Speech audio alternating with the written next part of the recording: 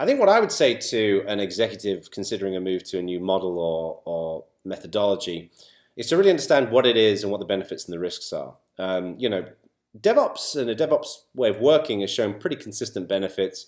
It typically reduces time to market, it improves quality, it makes your engineering staff happier, it improves cross-functional collaboration, it often reduces overall costs. But it's not a silver bullet, and there are going to be some risks attached to that.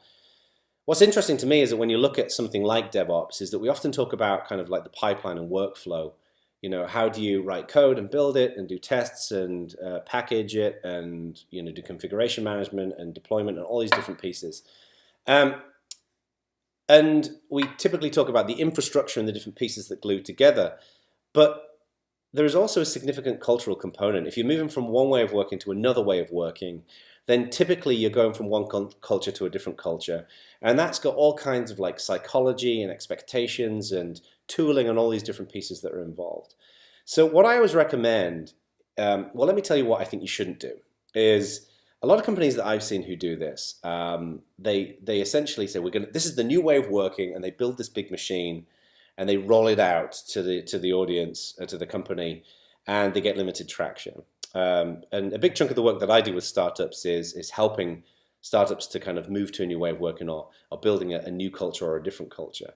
And what I found that works best is to start small, is to say, okay, in the next 2 months we're going to do this. We're going to build this thing, we're going to put these pieces in place, we're going to incorporate some of this in some limited teams, and then to do it and to see how well it works, to get extensive feedback and to design for failure. Like, presume that this is going to go wrong. What happens when it goes wrong?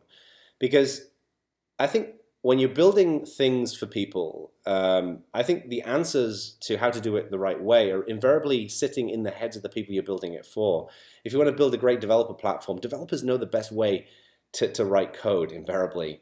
Okay, so the key thing is to do something, to get that feedback, to suck that information out of those people's heads, and then to iterate and to improve. And the other benefit that you get there is that you're building something that people can adapt to. It's not you're not presenting this big new thing and saying this is the way of working. And I find that approach makes it easier to transition to something such as the DevOps workflow.